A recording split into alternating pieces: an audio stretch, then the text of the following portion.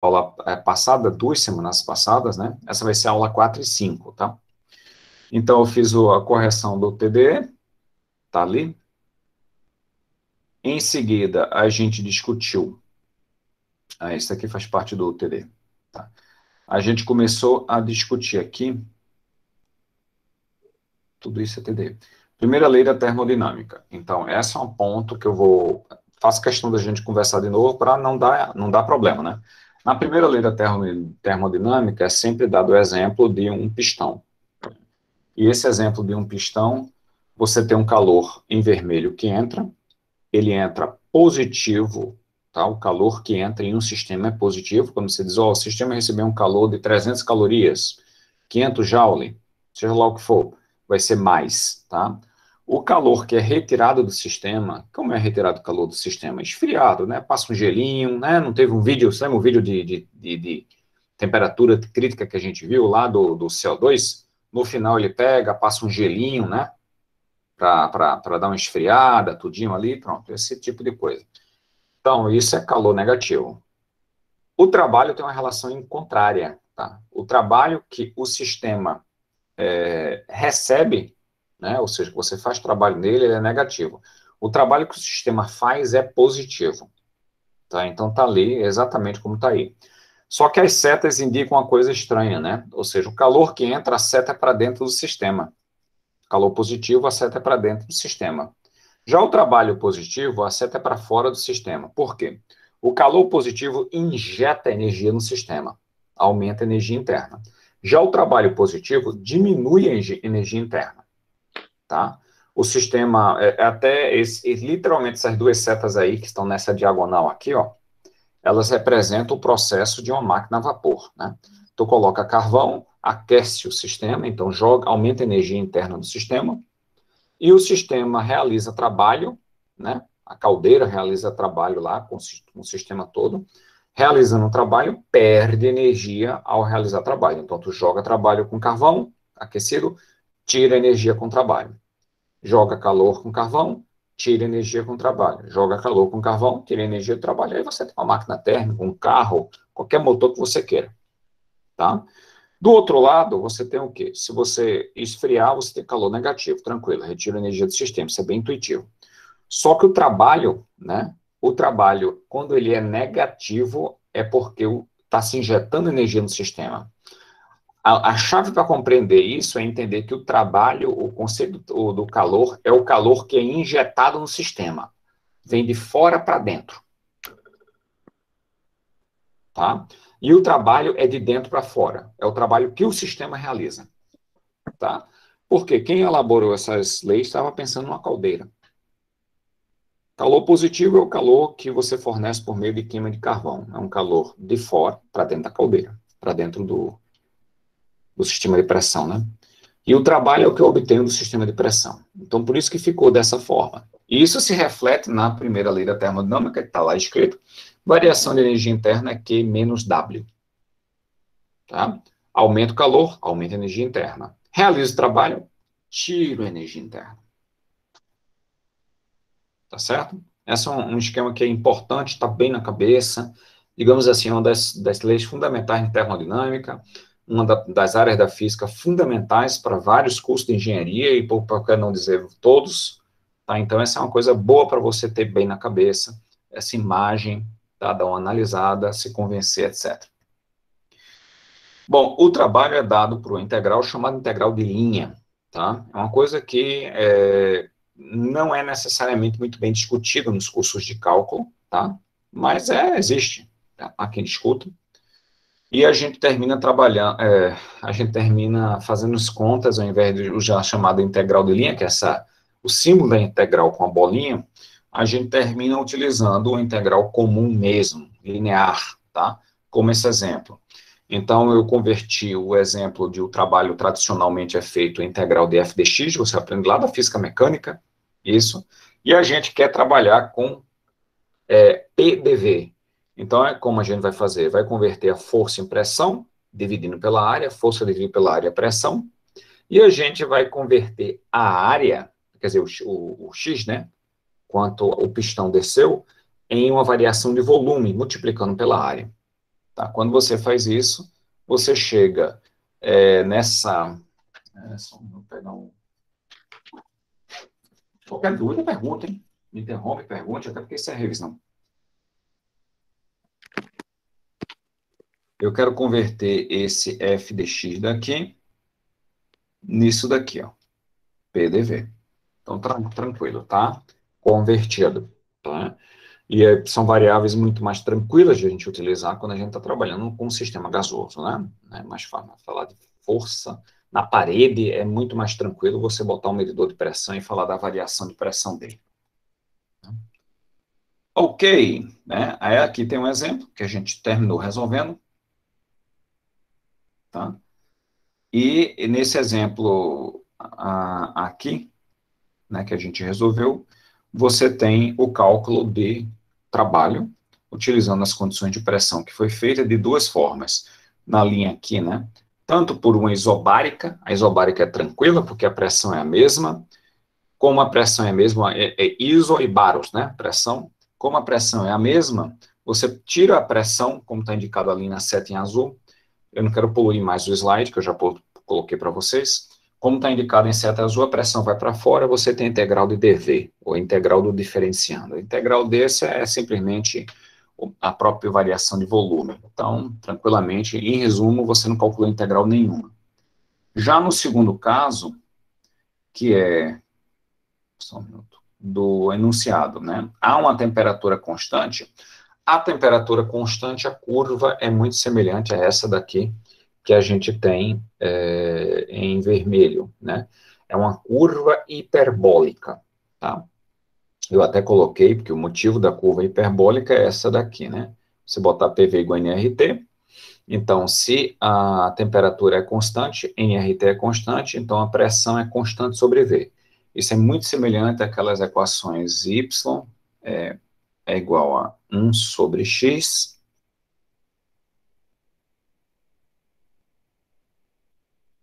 e na equação de 1 sobre x, isso é exatamente uma hipérbole, né? Ele faz isso. Quase toca os eixos, só toca no infinito, toca o x no infinito lá no final e o y positivo lá no final. Muito bem, aí você faz a conta segundo a B, né? Bota P igual a nRT sobre V.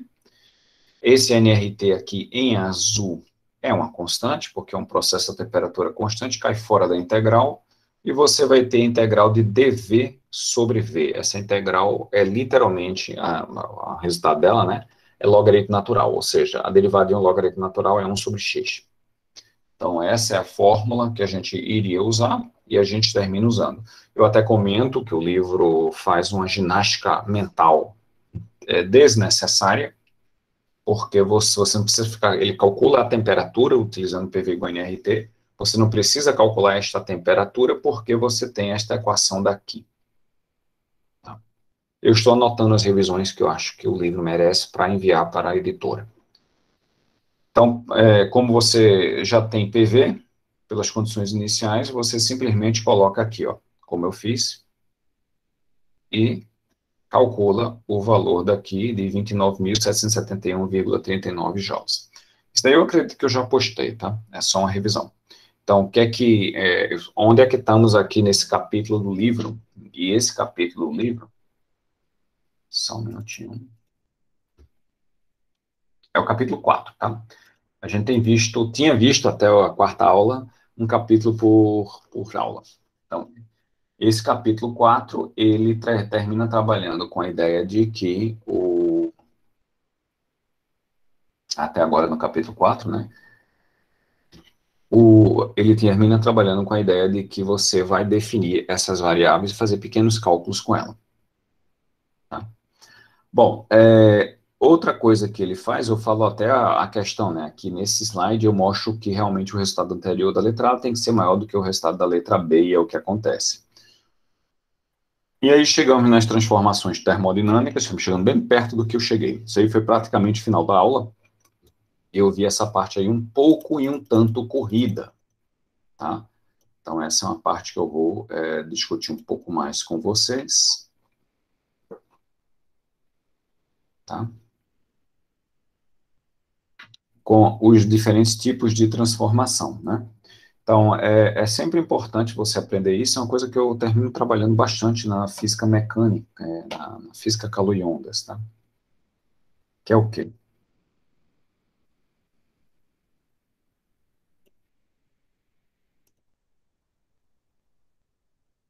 Vou aumentar um pouquinho aqui.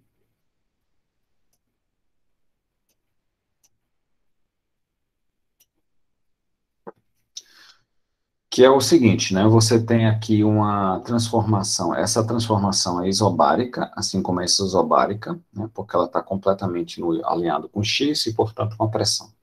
Essa transformação daqui é isovolumétrica, tá? Porque ela sobe no volume. Então, você tem uma direção aqui para cá. Essa direção aumenta o volume, portanto, quando aumenta o volume, o trabalho é maior do que zero. E essa direção daqui, ele diminui o volume, portanto, o trabalho é menor do que zero. Por que isso? Porque a gente tem que lembrar que o trabalho é integral de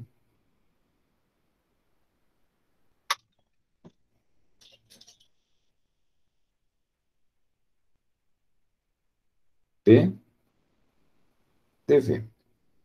Como o trabalho é integral de P dV, se o volume final é maior do que o volume inicial, o trabalho é positivo. Se o volume final for menor do que o volume inicial, o trabalho é negativo. É a regra básica de integração. Então, toda vez que você caminha para o volume maior, trabalho é positivo. Toda vez que você caminha para um volume menor, como a figura do meio, o trabalho é negativo. Tá? E no terceiro é um ciclo, e eu conversei um pouquinho com vocês sobre ciclo. Né? Falei que, na realidade, o trabalho de um ciclo, se ele tivesse no sentido horário, o trabalho é maior do que zero, e se ele tiver no sentido anti-horário, o trabalho é menor do que zero. Ok? Essa foi a minha aula até da aula passada, de 2 semanas atrás. Dúvidas? Falem para mim. Eu pego um pouco de água aqui.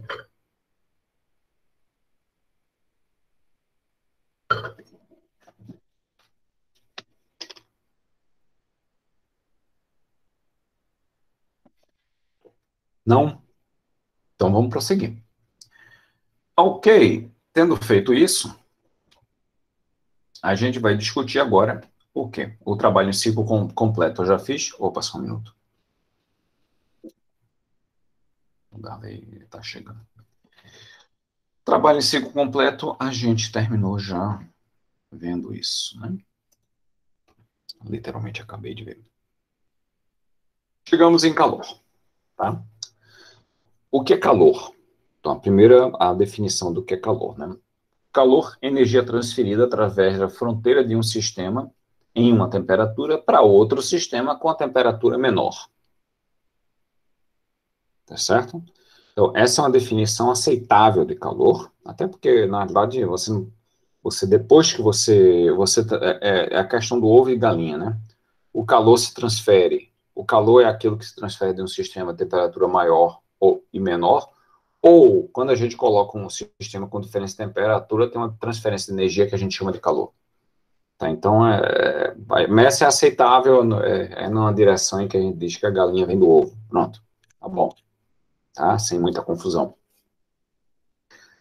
Pode ser transferido por convecção, condução e radiação. Tá? Esses três processos nós vamos discutir mais adelante. Tem outras formas de transferência de calor? Tem. Né? As formas clássicas em que a gente discute em uma aula de física são essas três daqui. Tá?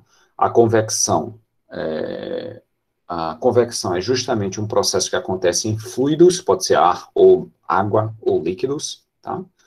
Onde o fluido faz com que uma parte que aqueça embaixo, ela tende a ascender, a subir, enquanto que a parte mais fria em cima tende a descer. Esse tipo de processo é o responsável, literalmente, para a gente ter uma temperatura relativamente homogênea na Terra, né? Então, isso faz com que a gente tenha vários fenômenos, entre eles o fato de que quando o Sol brilha de manhã, ele começa a aquecer o solo e isso começa a gerar os ventos, tá? Então, esse processo ocasiona também, obviamente, no inverno, principalmente em São Paulo, mas também aqui em Porto Alegre, a gente tem um fenômeno da inversão térmica, né?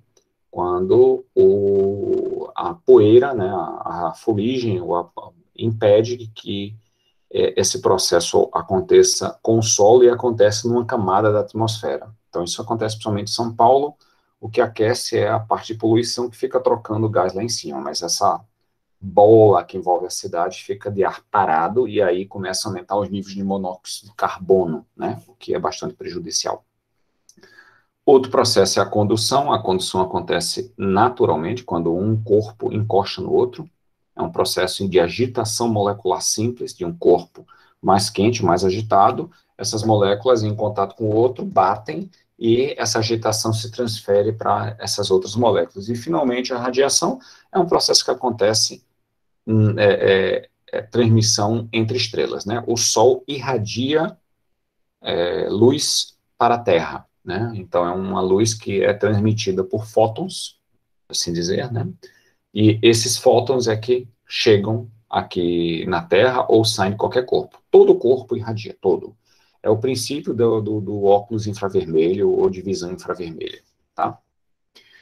Depois disso, eu vou dar vários detalhes disso para vocês, né? De exemplos reais, mas vamos chegar lá. Então, assim como o trabalho, o calor não é função do estado. Então, vamos rever o que é uma função do estado. Uma função do estado é uma variável em que, num diagrama PV, ela só depende do estado inicial e do estado final. Não importa o caminho que você chegou numa transformação do estado inicial para o final. Tá? Se depende do caminho, não é função do estado. Se não depende de caminho, é função do estado. O trabalho não é, porque depende do caminho, né? A integral, a área embaixo, se for assim, dá uma área, se for assim, dá uma área menor. Então, o trabalho não é, e o calor também, depende da trajetória. Então,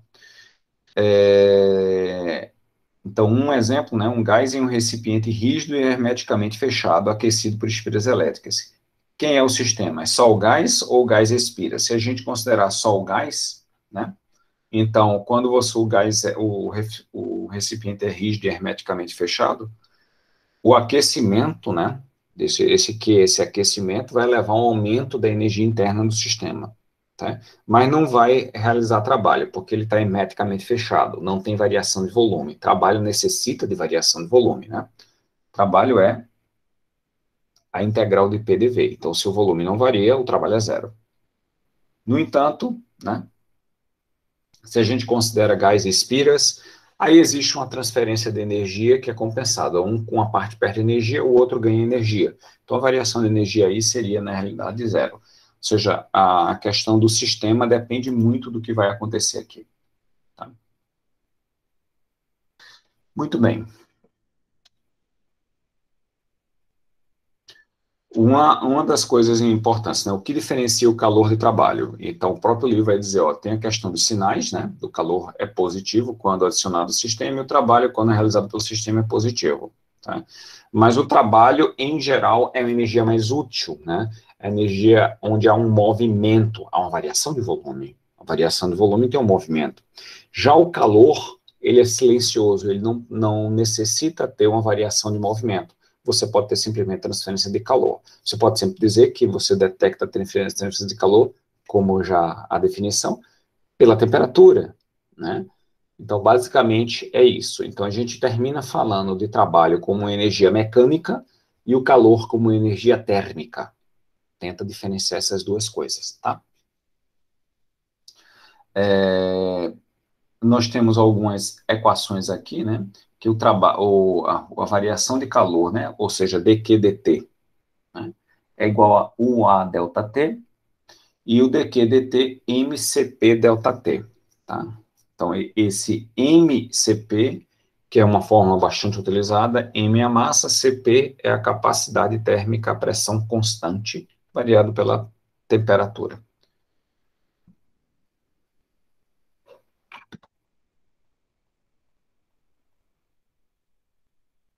Alguma dúvida até aqui? São definições, pensa assim, a gente está vendo a primeira lei da termodinâmica, isso tudo são definições da primeira lei da termodinâmica, tá?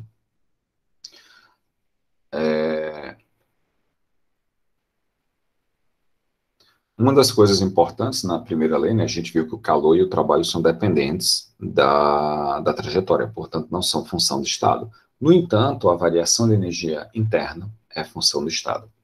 Onde é que a gente tem essa variação de energia interna?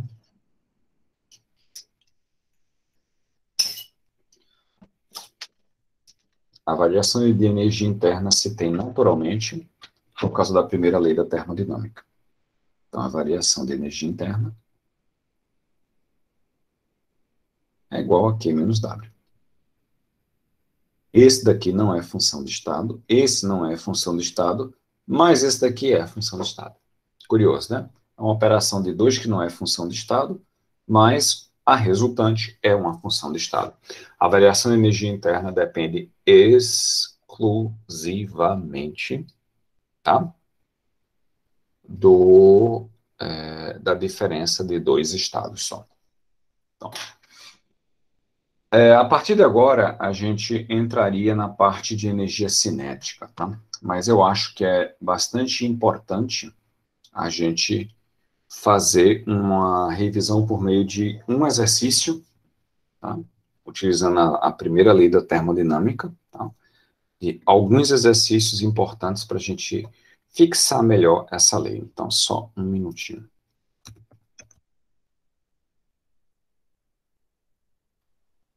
Vou puxar um exercício aqui que de memória eu me lembro que é muito bom para a gente entender como funciona essa primeira lei.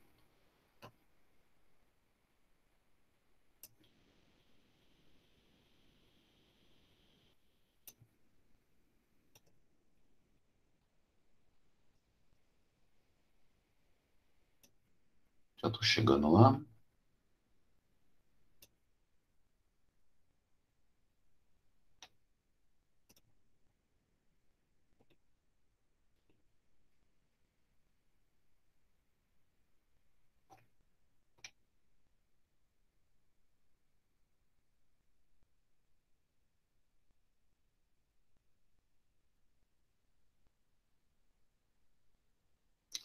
Primeiro que eu vou mostrar para vocês é esse daqui.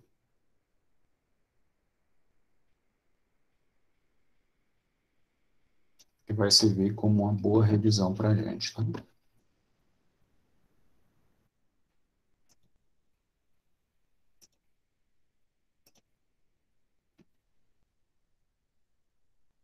Esse daqui. Se vocês estão enxergando. Primeira pergunta, essa é uma pergunta importante. Quem já viu esse exercício? Dá uma olhadinha nele, dá uma lida e me diz se vocês já viram.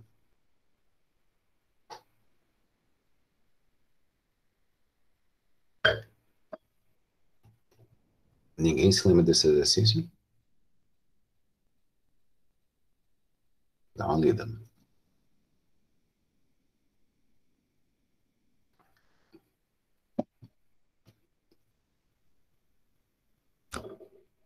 Por que que eu gosto desse exercício? Porque esse exercício você não precisa fazer uma conta, mas ele faz com que você raciocine na primeira lei da termodinâmica, que é o que a gente está discutindo, tá? Vamos resolver ele. O sistema termodinâmico passa do estado A para o estado B, do estado B para o estado C e de C de volta para o estado A. Portanto, ele é um ciclo termodinâmico, tá? Ele se fecha, vai de um ponto, viaja e volta para o mesmo ponto. Só que em vez de ser um ciclo redondo, é um triângulo. A figura lá embaixo mostra o diagrama PV, né? A gente estudou diagrama PV, diagrama PT e diagrama VT. Então, esse é o diagrama PV. Cada um com sua utilidade, né? Que no resumo de vocês é bom sempre colocar. A escala do eixo vertical é definida por PS igual a 40 PA. Então, é uma escala, né? Veja o PS aqui.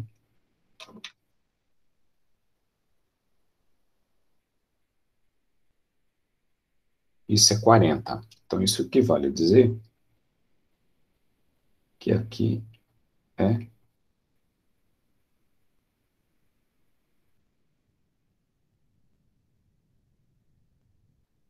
40 pascais. E a escala do eixo horizontal é Vs igual a 4. Então, isso daqui é 4 metro cúbico. Beleza. Portanto, né, como ela é a quarta linha de 4 metros cúbicos, é 1, 2, 3, 4. E lá em cima, como é 40, e a quarta linha é 10, 20, 30, 40. Certo? Complete a tabela abaixo, né, introduzindo o sinal positivo, um sinal negativo ou um zero nas células. Tá? Então, se a gente olhar as células, eles vão se definir das transformações A para B, B para C e C para A. E o que é que tem isso nas linhas, né? O que é que tem nas colunas? Q, W e variação de energia interna. Ou seja, calor, trabalho e variação de energia interna. Então, vamos raciocinar isso daqui. A coisa mais útil para se fazer esse exercício é a gente escrever isso daqui, ó.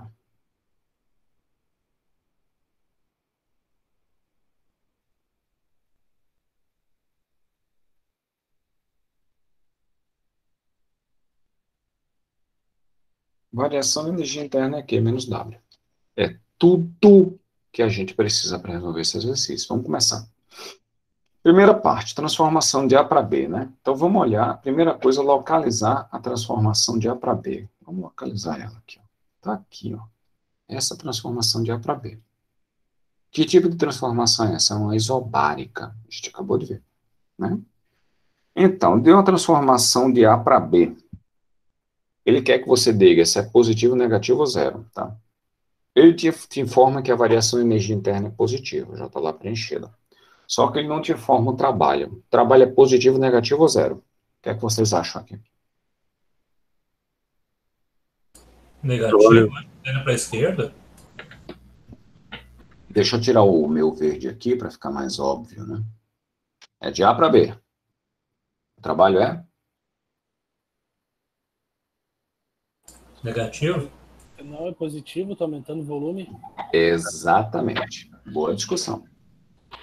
Como ele está aumentando o volume, o trabalho é positivo. E o Q?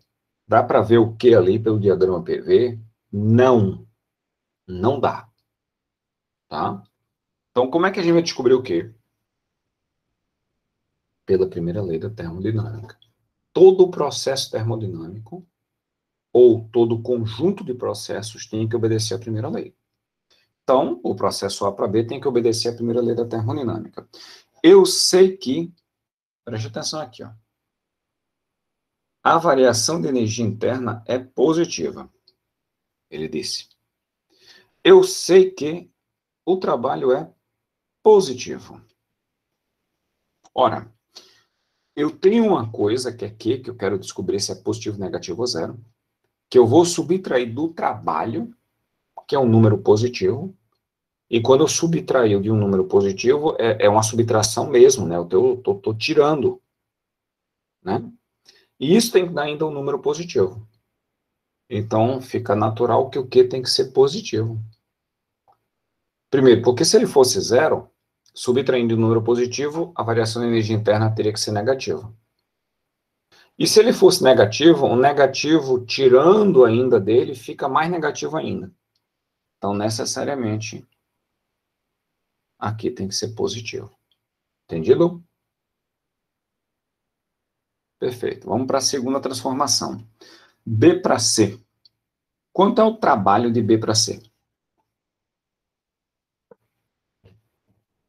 Olha aí. Não tem trabalho, não varia volume. Perfeito, Jefferson. Não tem trabalho, não varia volume. Peraí. É zero. É uma isovolumétrica, toda isovolumétrica bateu o olho, o trabalho é zero. E ele diz que Q é positivo. Aí é mais fácil. A variação de energia interna, nesse caso aqui, ó, é o quê? Trabalho é zero. Que é positivo. Positivo menos zero é positivo, né? Então, a variação da energia interna seria positiva. Tá certo? Confere aí.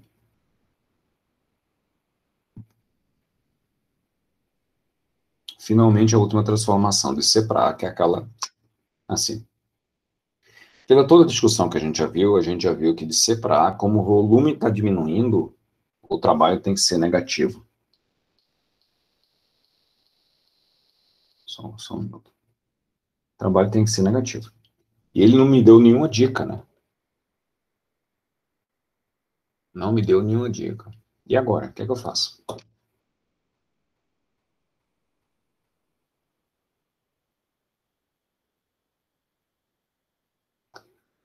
A variação de energia interna só depende do estado, é função do estado. Isso quer dizer o seguinte: se o corpo sai de A e volta para A, ele volta para o mesmo estado, concorda comigo? Então a variação de energia interna no ciclo é zero. Ele sai de um estado e volta para o mesmo estado. A subtração dos dois estados iguais é zero. Então a variação de energia interna no ciclo, em qualquer ciclo, é zero. Então,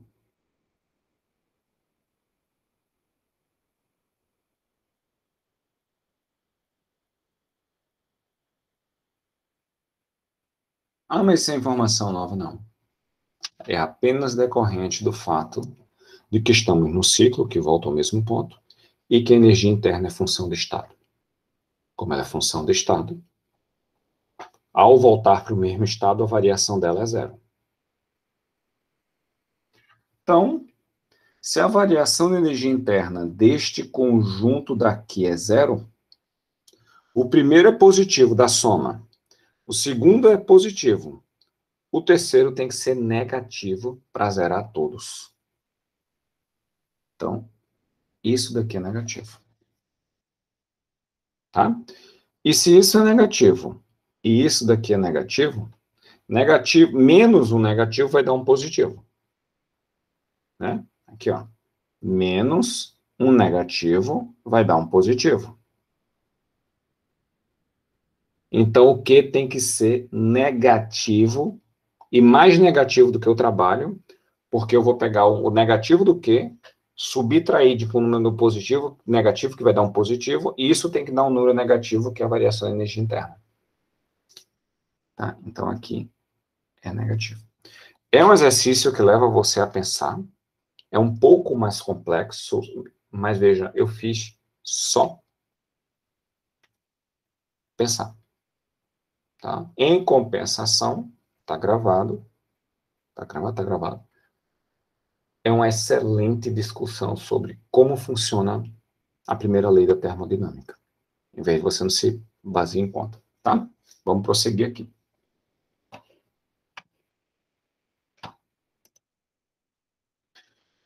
Ok, né? Então, a próxima parte do livro aí eu vou escrevendo, tá? Tem no livro, mas eu vou escrevendo aqui. Então, essa parte aí, para quebrar um pouco o ritmo, eu resolvi escrever.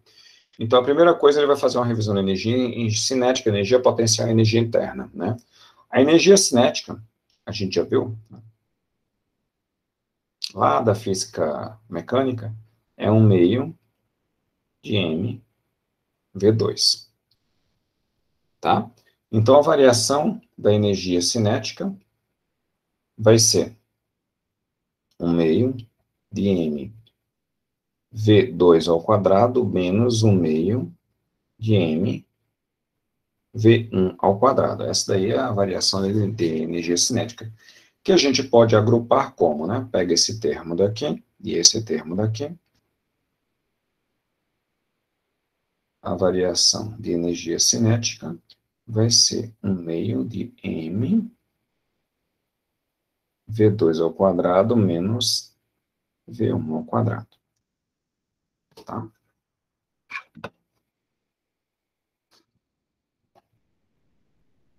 Então, ele dá até um exemplo aqui, Considero, eu vou colocar.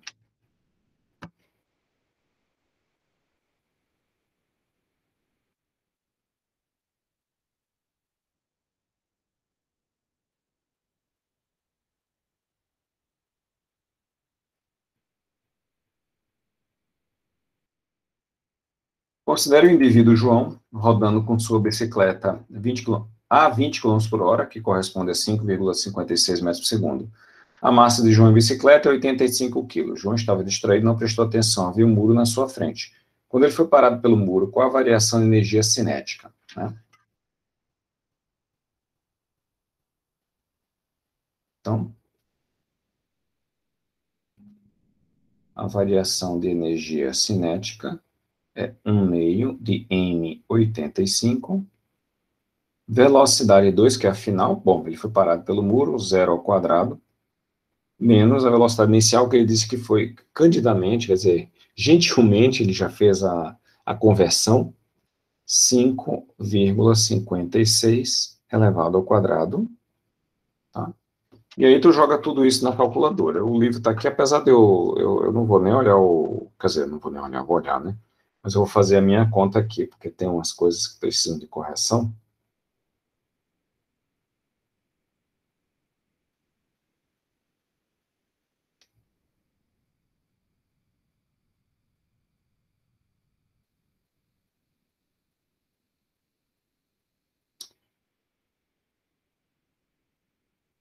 Bem que eu te falei.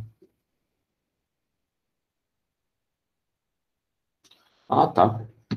Acompanhando o livro, é o seguinte, ó, o livro fala de 85 quilos. Eu copiei aqui, ó, você pode ler, tá? 85 quilos, tá vendo aqui? Confirma comigo 85 quilos aqui.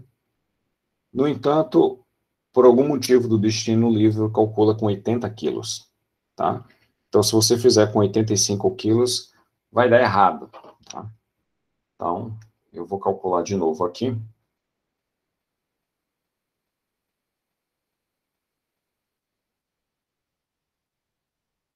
1.313,82 negativo.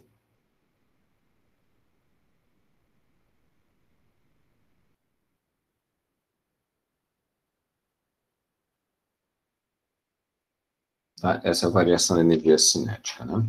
Eu imagino que os estudantes de engenharia estão extremamente confortáveis com essa parte, uma revisão lá de física, nada demais, né? Bom, além disso, nós temos a energia potencial. Deixa eu ver se eu coloquei energia potencial em algum lugar. Não, eu coloquei só energia interna. Então, energia potencial.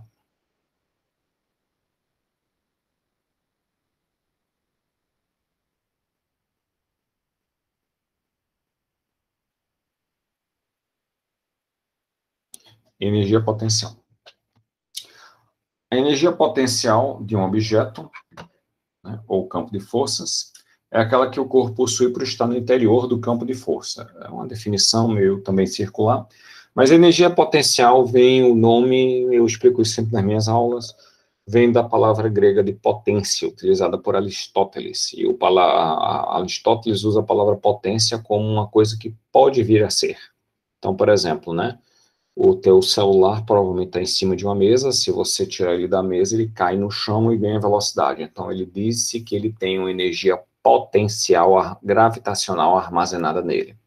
Ou seja, essa energia pode vir se transformar em energia cinética se você deixa ele cair da mesa, ou não, se você simplesmente guarda ele no bolso ou retira, tá? A energia, o átomo de urânio, né, a gente sabe disso, tem uma energia potencial nuclear. Tá? Ela pode se virar, né, se transformar em energia cinética, literalmente térmica, se você bota numa bomba nuclear ou simplesmente um reator nuclear de fissão, ou não, pode simplesmente ser apenas uma barra de urânio, né, durante um bom tempo. Tá? Então é por isso que o nome é energia potencial. Mesma coisa de um brinquedinho de mola engatinhado. Tá? Então, energia potencial, a melhor expressão dela é energia potencial, é MGH, tá? Essa é a gravitacional. Tá? Existe a elástica, mas o livro não trata da elástica. E a variação da energia potencial A expressão que o livro coloca é mgz2 menos e1, onde ele converte o h, que a gente normalmente vê nos cursos de física, para z, onde z seria a coordenada de altura, tá? Nada de tão problemático, tá? E, obviamente, tem um exemplo que eu vou ser bem franco com você, não vou nem fazer, tá? É simples, depois, se você quiser, você pode seguir lá no livro. Deixa eu só ver se ele coloca alguma coisa. Deixa eu só fazer o cálculo, tá? Para ver se tem algum erro. Não tendo erro, eu vou deixar vocês fazerem tranquilo, se quiser. Certíssimo, sem problema.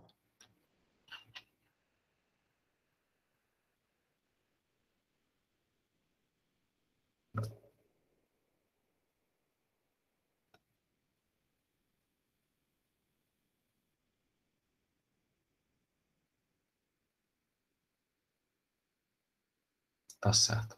Ok, tá ótimo, sem problema. Então, vocês podem fazer, o exercício não está com nenhum tipo de problema em si. Então, finalmente chegamos nesse bicho que é chamado de energia interna, tá?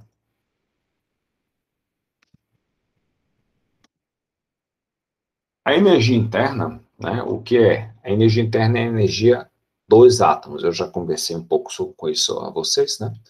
A energia interna é aquela energia em que a gente tem devido à agitação molecular dos átomos, quer dizer, a agitação atômica, né, ou a agitação molecular, e é basicamente composta de 3 tipos de energia, tá? 3, isso de física atômica, de energia vibracional molecular,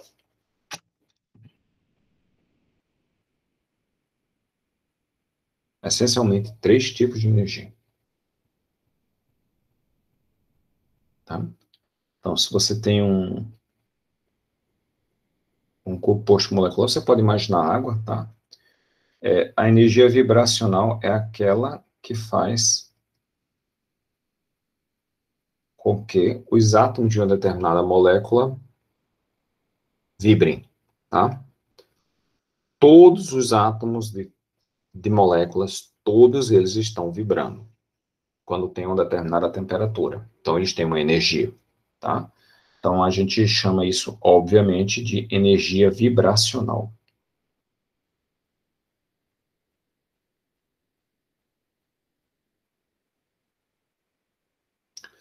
Se você trabalha com química, tá?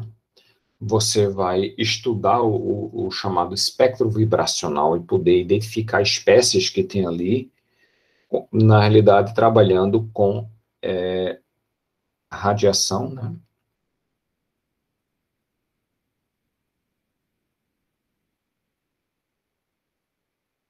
IR, ou infrared, ou infravermelha, tá? A radiação vibracional das moléculas emite luz infravermelha, tá? O infravermelho é invisível, ok? Uma vez eu queimei um filme de US$ 10.000 no laboratório, porque eu entrei e eu coloquei aquele filme brincando, estava fazendo um barulhinho, eu era extremamente inexperiente, né, início de graduação, e ele estava passando por um feixe de laser infravermelho fortíssimo, que eu não conseguia ver porque ele é invisível, tá? Mas como ele passava pelo negócio, fiquei proibido de entrar no laboratório, porque ele queimou o filme, fazia um barulho tá, bem bonitinho, mas queimou o filme, e o filme só podia ser utilizado depois de ele ter sido amortecido mais 1000 vezes, né? Mas enfim, é um filme importado aí. O chefe do laboratório não ficou muito feliz. Mas a radiação infravermelha é invisível e você sente muito fácil, nós seres humanos sentimos elas sob a forma de que você sentir aquele aquecimento, sabe? Você chega de algum objeto quente, você sente aquela sensação de calor. É a sua pele recebendo a radiação infravermelha que provoca uma agitação na sua pele e ela, a camada mais externa, vai ficar mais quente. Segundo tipo de energia interna é a energia rotacional.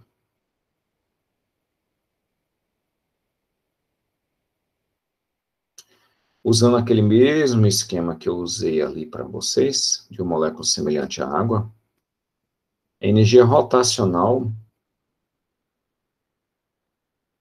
é uma energia que acontece pela rotação da molécula nos três eixos, no eixo, esse eixo assim, né, que seria o eixo X, no eixo Y, ao redor do eixo Y, ou nesse eixo aqui, né, que fura você, ao redor do eixo Z, tá? Então, toda molécula não diatômica, claro, ela rotaciona, tem esses três níveis de rotação, tá? O espectro rotacional da origem, ele é emitido no micro-ondas, tá? Então, tudo que é radiação de micro-ondas, inclusive o forno de micro-ondas, ele vai excitar os chamados modos rotacionais da molécula, vai fazer rotação. O forno de micro-ondas age fazendo a molécula de água rotacionar, e como ela é ligada com outra por meio de pontes ou ligações de hidrogênio, o rompimento dessas ligações ao girar faz com que ela oscile mais rápido, ou seja, tendo calor, tá? O nome técnico é acoplamento rotovibracional. E, finalmente, a última parte da energia interna, que é menor, mas existe, é de... Você tem um átomo, né? Um elétron passando o outro é o eletrônico.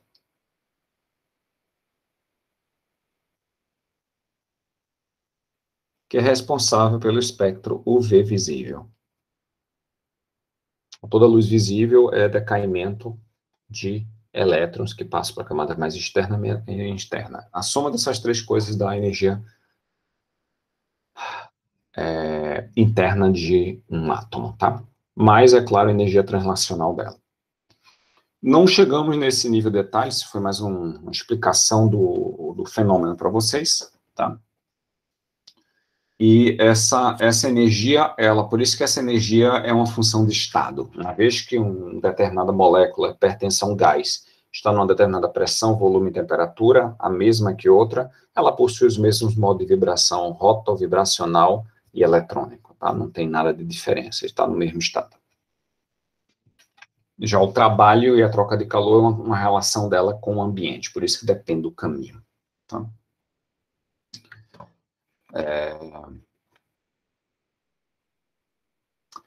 Quais são as expressões que a gente tem aqui? A variação da energia interna, né? Então, uma das equações que a gente tem é que a energia interna é uma função da temperatura e do volume.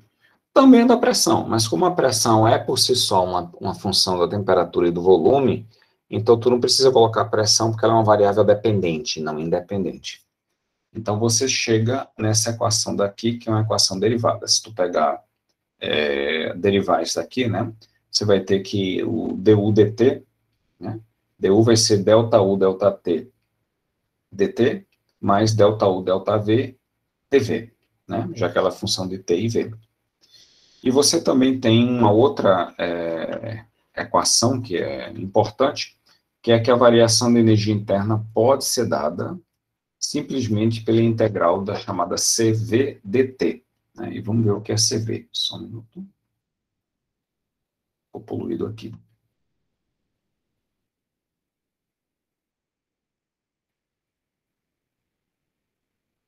CV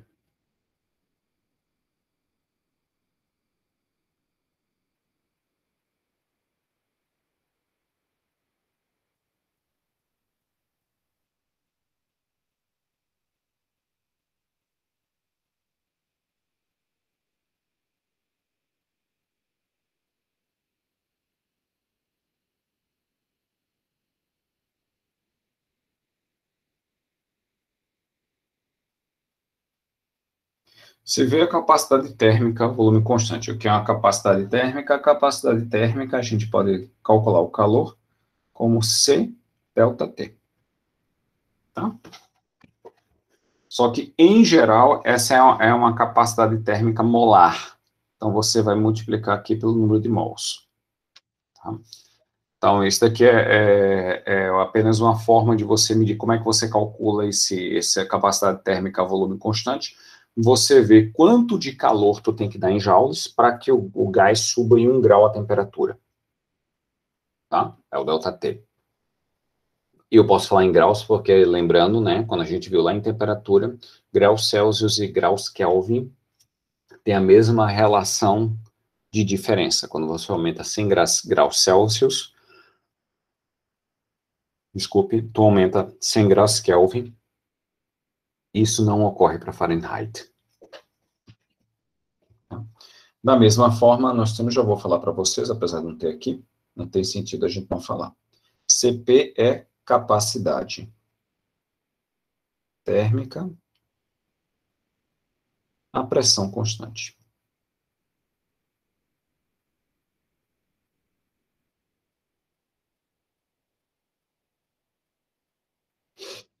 Se CV é volume constante, CP é pressão constante.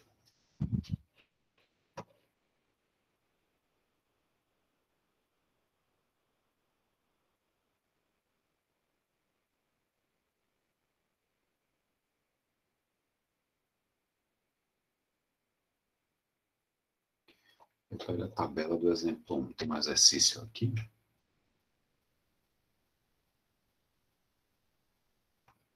Só um minuto.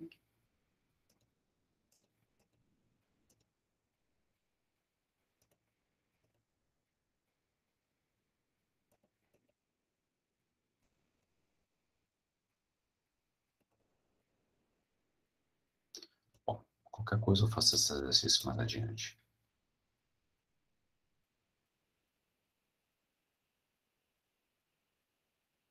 Ah, tá. É bobagem.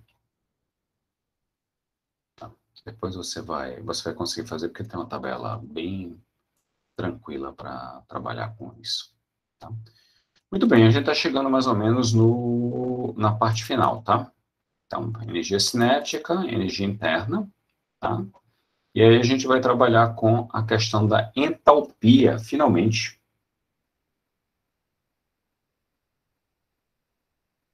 Entalpia é uma função de estado extensiva, é uma grandeza muito interessante, né? Porque até agora a gente tem trabalhado com coisas bem do domínio da física, né? Afinal de contas, a termodinâmica é uma disciplina da física. Só que agora, com a entalpia, a gente começa a entrar com um pezinho na química. Eu fiz uma brincadeira falei isso para vocês, com o meu grupo com químicos e físicos, os químicos sabiam o que era entalpia, os físicos diziam que era uma coisa da química. Então, a primeira coisa de você entender o que é entalpia é mais ou menos entender ela por essa fórmula daqui, ó, que está aqui. Essa fórmula da entalpia, ela vai te dar uma coisa. A variação da entalpia, que é o ΔH, tá? Ela é variação de energia interna. Então, o que seria a variação de energia interna? Vamos supor que os átomos têm uma molécula de água, tá? E vamos supor que eu tenho um átomo de hidrogênio aqui, outro átomo de hidrogênio ali, o outro átomo de oxigênio aqui. A variação de energia interna é eu juntar esses dois átomos de hidrogênio mais um átomo de oxigênio e formar uma molécula de água. Quanto é que eu vou gastar em energia para fazer isso? Quanto é que o universo gastou para fazer isso, tá? Então, esse primeiro ΔU diz o seguinte: quanto foi gasto em termos de energia para criar essa espécie, quimicamente falando, tá? Para juntar esses átomos dessa forma. Então, essa é a primeira parte da entalpia, que é a primeira parte da equação. A segunda parte da equação é um P∆V. Ora, P∆V tem cara de trabalho. Porra, mas, professor, o trabalho é integral de PDV. Tudo bem. Mas se o processo for feito a pressão constante, tá? O P sai fora da integral, como a gente já viu no exemplo, que eu revisei, e a integral de dV vai ser ΔV. Então, P∆V é o trabalho à pressão constante. Que trabalho é esse? Trabalho para que você expulse ar e crie um espaço físico para aquela molécula. Porque não basta apenas tu criar a molécula, ela tem que ter espaço para ela existir. Então, quando tu cria esse espaço, tu literalmente expande o ambiente, tá? Um ΔV, numa pressão constante, porque a gente está na atmosfera terrestre, é uma pressão constante. Então, uma boa interpretação do que é entalpia é: entalpia é a energia necessária para se criar um sistema do nada, e também a energia somada à energia de se criar um espaço para que esse sistema possa existir. Entendeu? Soma dessas duas coisas, mais ou menos assim, a energia que você tem para criar um sistema e, ao mesmo tempo, a energia que tu expulsa todos os átomos ali ao redor e diz, olha, tem um espaço para esse sistema existir. Essa é a melhor definição, digamos assim, intuitiva de entalpia que eu encontrei. Tá? O livro vai falar que entalpia é uma função de estado extensiva que, resumidamente, indica, né, eu falei aqui, indica a quantidade de energia necessária para criar um sistema molecular e também criar espaço para sua existência, levando de temperatura zero até a temperatura que você vai trabalhar. Por que ela trabalha com pressão constante? Porque, como é uma coisa da química, a química é feita na atmosfera, a química é feita no nosso ambiente, que é a pressão constante, né? A vasta maioria das reações químicas de laboratório são feitas a pressão constante, né? A não ser que você esteja com equipamento que cria uma pressão diferenciada. Você vê a maioria dos experimentos químicos está feita na pressão atmosférica, ou seja, é uma química de pressão constante. Tá?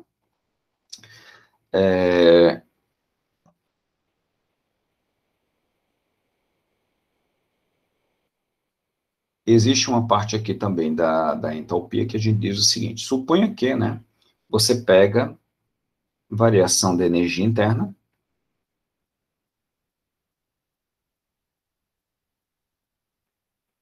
igual a Q menos W. Né? Então, Q menos W está aqui, ó. Ou aqui, ó. Aqui é delta Q menos delta W. Tá? E aqui, a variação da energia interna. Então, basicamente, essa primeira equação daqui, que tu está falando, é a primeira lei da termodinâmica, né?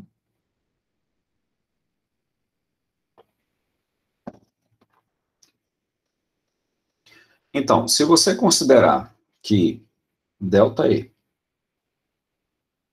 igual a ΔU, porque não tem variação de energia interna, energia cinética e potencial, então a variação de energia é a variação de energia potencial, tu pode reescrever isso daqui dessa forma, né? Ou seja, Q2 menos Q1 igual a variação de energia vai ser aqui U2 menos U1, e aí tu vai fazer o quê? Ó, U2 está aqui, tu vai somar com o trabalho. Trabalho 2 igual a P V2. Trabalho 1, P V1. Então, essa diferença daqui, você chega nesse resultado. E depois, se você agrupar, você chega em P, ΔV e ΔU, ou seja, a questão da entalpia. A definição está bem mais ou menos feita ali no livro, você pode acompanhar, tá? E chega na equação da entalpia.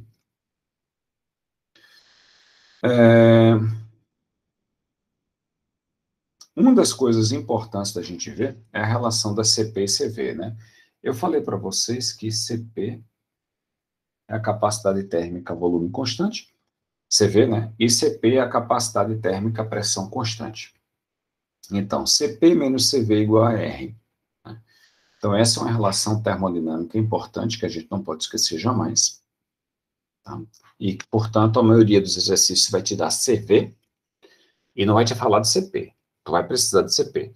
E tu vai calcular CP dessa forma. Tu vai pegar CV e somar com R, que é a constante universal dos gases, né? R é 8,31 no sistema internacional. A não ser que você não esteja trabalhando no sistema internacional. Essa diferença se explica tendo em vista que, para uma mesma variação de temperatura, O gás tem que receber maior quantidade de calor na transformação a pressão constante, pois uma parte da energia recebida deve ser utilizada na realização do trabalho de expansão, que é nula na transformação a volume constante. Ou seja, quando a transformação é feita a pressão constante, a pressão não pode alterar. Tá? Então, se tu recebe, por exemplo, calor, tu, por exemplo, pega um balão de gás. Se tu aquece ele, ele tem que se expandir para pertencer à mesma pressão. No entanto, se esse gás estiver num ambiente de pressão de parede fechada, tipo botijão de gás, e tu aquece, não precisa expandir. Então, quando a transformação é feita a pressão constante, pelo fato dele ter que expandir, ele vai gastar mais energia, ele vai cobrar mais energia de você, porque ele tem que expandir. Tá? E a volume constante, ele não vai cobrar mais energia de você, porque ele não tem que expandir. Então, dessa forma, o CP vai ser sempre maior do que o CV. E a diferença é igual a R.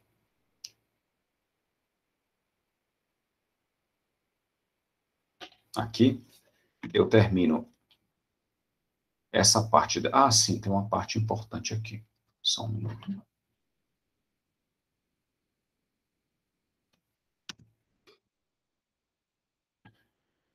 CP sobre CV é igual a um fator chamado gama. Gama é chamado de coeficiente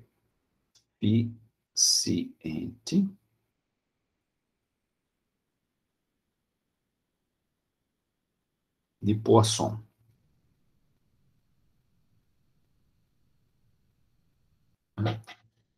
Depende muito da natureza do gás, né? Gases monoatômicos, né? Deixa eu botar aqui. Não, já escrevi.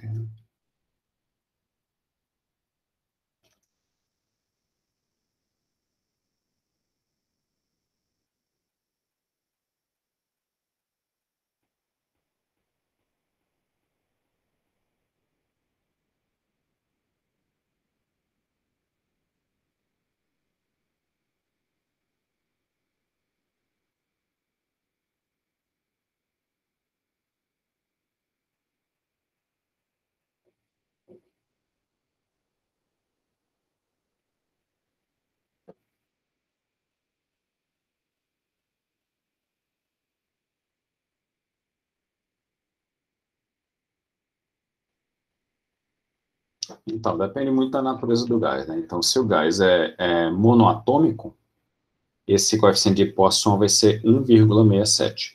Se ele é diatômico, 1,44. Triatômico ou poliatômico, ele é 1,33. Tudo isso depende muito da natureza, principalmente de rotação. É o que vai mudar principalmente mais, tá?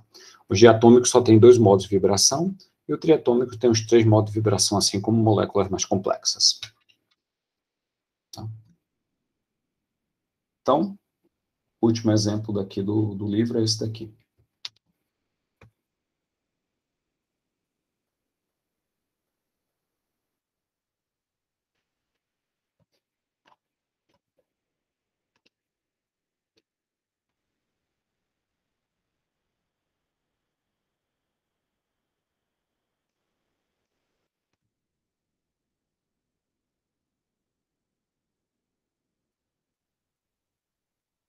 Calcule ΔH e ΔU para 500 gramas de água quando esta é vaporizada na temperatura, está dado aqui, a pressão de tanto.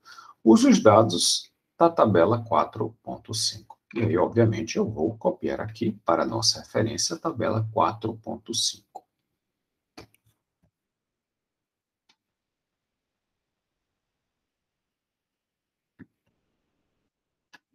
Eu vi que alguém perguntou já, te dou uma atenção. Deixa eu só copiar aqui.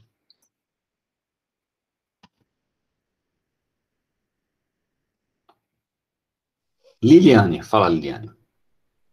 Professor, eu fiquei em dúvida daquela questão do coeficiente de Poisson para gases.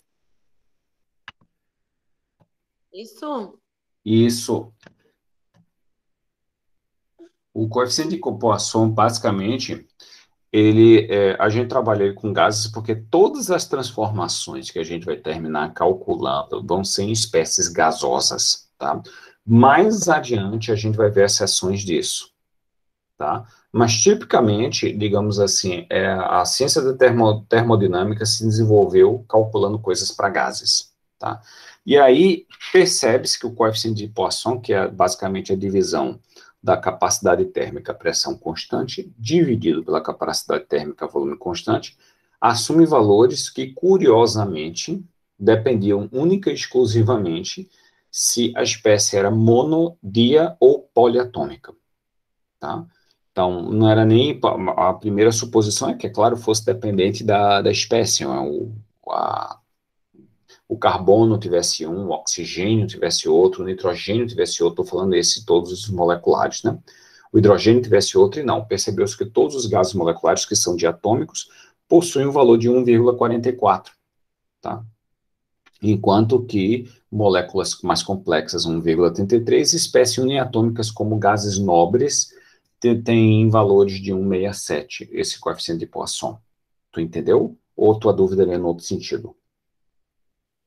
Não é que a gente faz muito cálculo de material, né, com esse coeficiente, por ele medir a deformação transversal Uhum. do material. Então, a minha dúvida seria essa aplicação nos gases. Seria a mesma relação. É, na realidade, deve ser uma relação semelhante, né? Eu vou fazer o seguinte, eu vou montar um exemplo melhor para você na próxima aula, tá? Porque aí eu consigo montar uns slides para a gente ver a relação desse daí, Tá bom, ok? obrigada. Qual foi a disciplina? Só para curiosidade, que eu sempre gosto de saber disciplinas que têm relação com as que eu dou. Engenharia mecânica. A disciplina de engenharia mecânica? Tá. Quando a gente faz a ciência de material, Ciência de materiais, tá bom. e, Ok. e também a gente faz material de construção mecânica. A gente faz muito esse cálculo de coeficiente para medir a curva ali de deformação, da plasticidade. Plasticidade, perfeito. Ótimo. Próxima aula eu trago isso. Tá bom, obrigada, professor. Por nada. Bom, nesses minutos finais eu quero apenas resolver esse exercício para que a gente possa fechar o capítulo, encerrar o capítulo 5 de uma vez, né? E aí na próxima aula a gente começa o capítulo 6. O capítulo 6 é um capítulo mais com aquela cara de física mesmo, tá? Bastante conta, exemplo, exercício, exemplo. As definições ficaram para trás, tá? Então, a primeira coisa, né? Calcule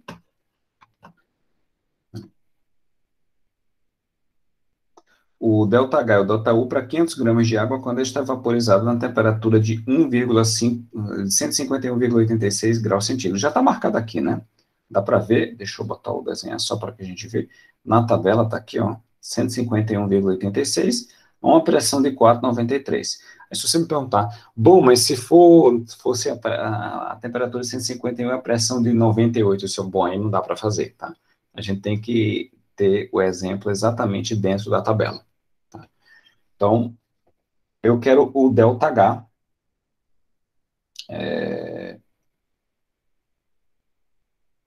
né?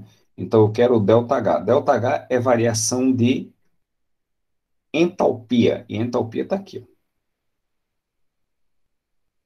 Tá certo? Então, veja que é a entalpia dela, né?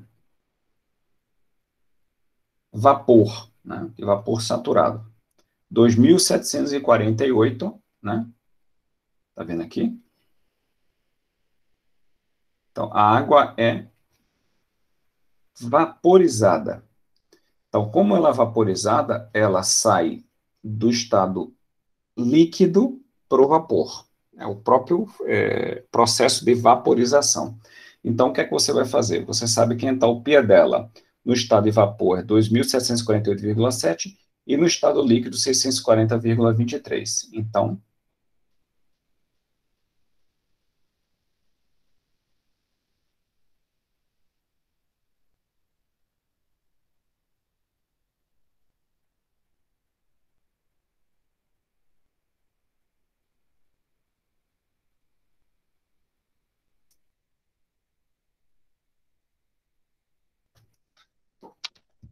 Usando a calculadora para que não dê nenhum problema.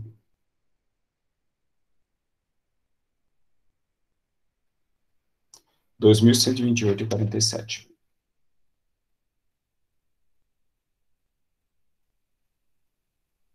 Ele forneceu uma massa. Por que ele forneceu uma massa? Porque essa tabela diz que é quilojoule por quilograma. Então, você tem que colocar também a unidade.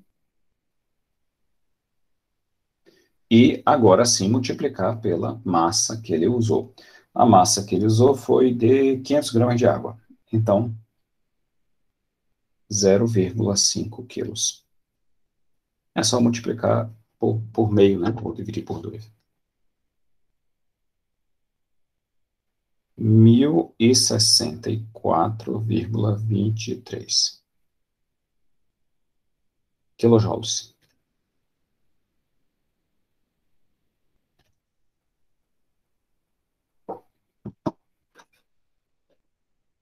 Tá?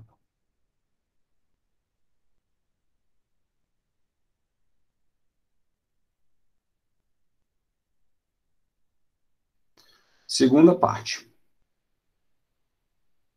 Além do ΔH, ele quer que você calcule o ΔU. ΔU seria a variação de energia interna. Tá?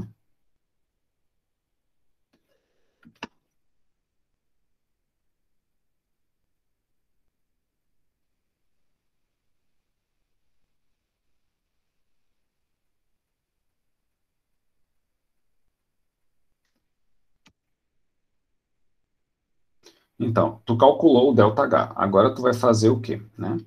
ΔH igual a ΔU mais P ΔV. Essa daí é aquela primeira equação. Deixa eu pegar ela aqui.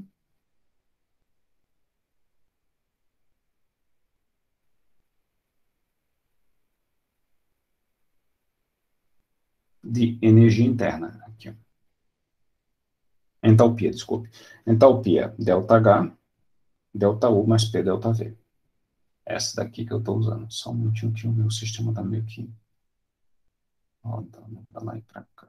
Aqui. Então, ΔA igual a ΔU mais P ΔV. Então, ΔH a gente acabou de calcular, né? Então, como a gente acabou de calcular ΔH, a gente já tem esse valor aqui para a gente poder utilizar, né? A única coisa que eu posso fazer é reorganizar aqui. ΔU, que é o que eu quero, é ΔH menos P ΔV. Então, pressão é 4,93.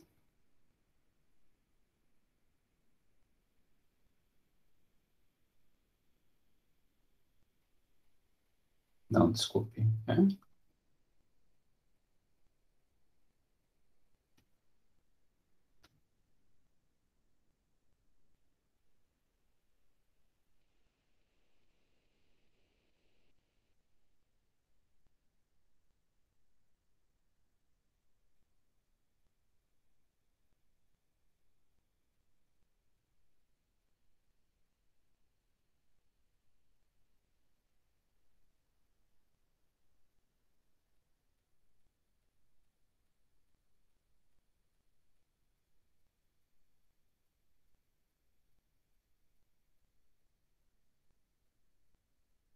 Uhum.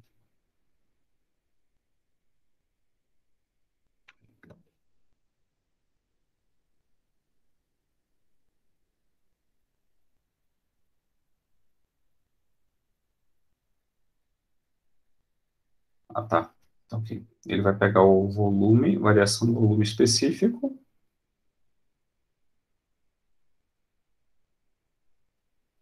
Então, tá certo, vamos lá. Primeira coisa, né? Pressão. Eu vou pegar, pegar os dados todinho da tabela. A pressão pode ser dada em ATM ou megapascais. A gente prefere megapascais porque a pressão em megapascais é de pressão do sistema internacional. Então, a pressão em megapascais é 0,5 megapascal.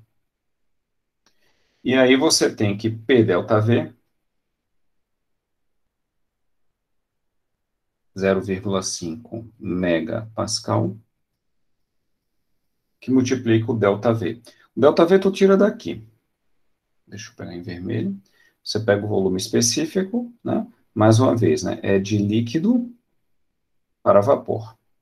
Então, passa o final é vapor. Eu grifei aqui, não ficou possível de ver.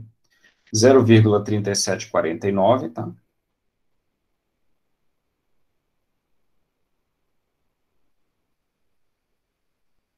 Menos 0,00109.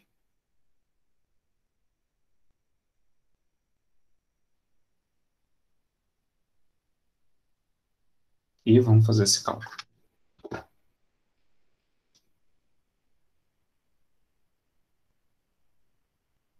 Ponto 3749 menos 0,00109. Multiplica ponto 5.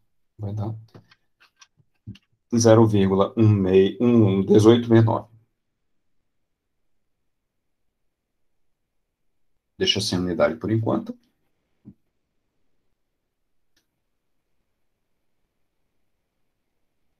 E aí tu vai pegar...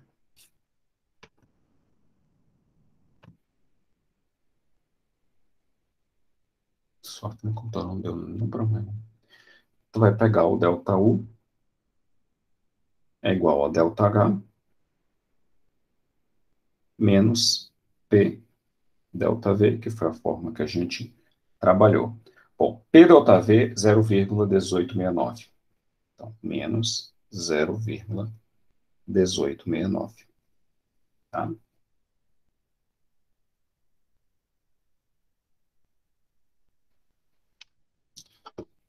É o seguinte, 0,1869, acho que é só a subtração do volume. Menos 0,019. Exatamente. Tem que multiplicar por 0,5 megapascal.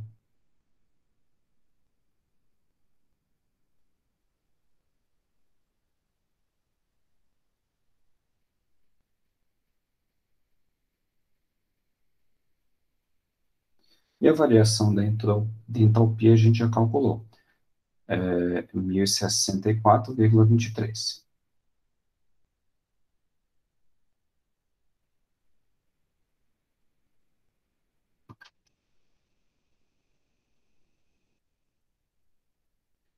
Então, megapascal é 1 vezes 10 a 6, tá? Então, ponto 5.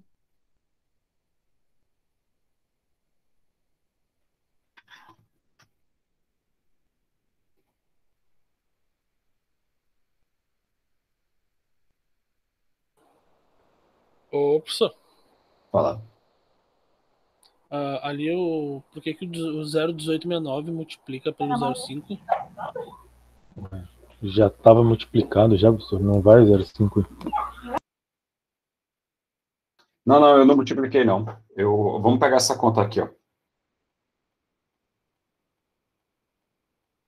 Ponto 3749 menos ponto 00109.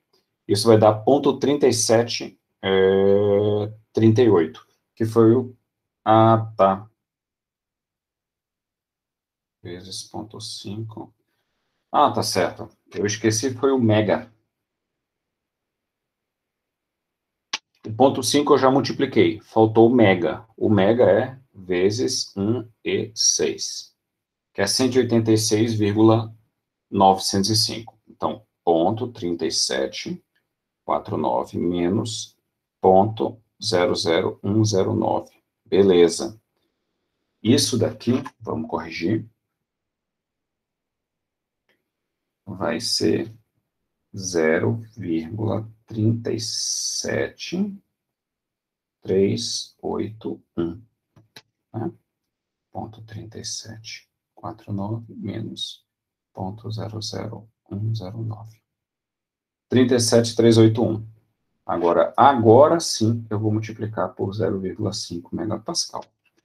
Então, vezes ponto 5 megapascal. Vai dar 106, 186 1.905.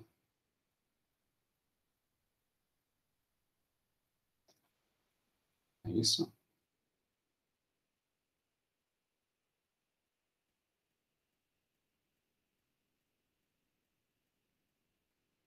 Certamente.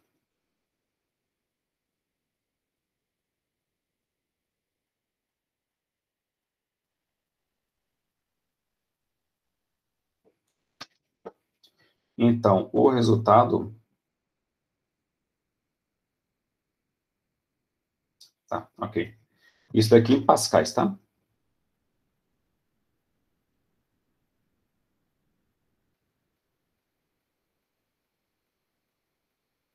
Pascais não, desculpe, joules. Porque eu tenho uma pressão em pascais multiplicado por um volume em metro cúbico. Isso vai ser joule. Aí sim. E a tabela traz exatamente isso. Volume em metros cúbicos. Tá? E a pressão.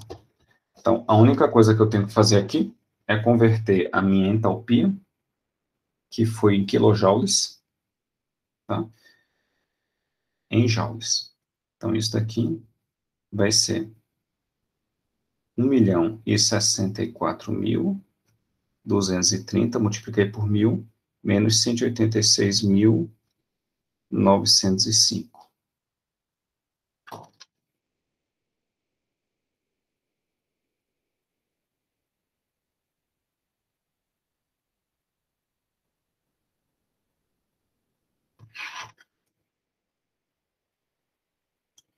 Vai dar 877,325 joules.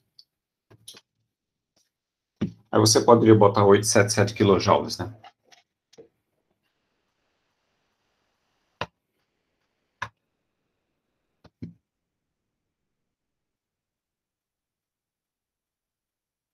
Bom, o resultado deu um pouquinho diferente. Depois eu confiro os dois. Mas, em princípio, é esse o espírito.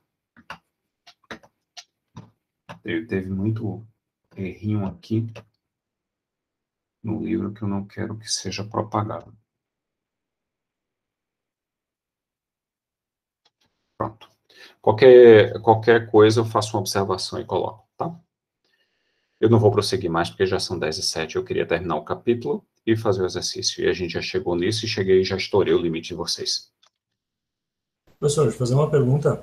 Fala, Por Fernando. acaso, tu tem um resultado aí para conferir do exercício que ficou da semana passada referente ao trabalho? O que ficou da semana passada não foi justamente o...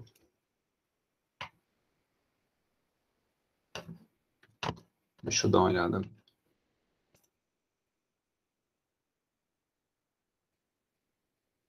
Qual foi o exercício que eu tinha colocado lá? Foi do TDE, não?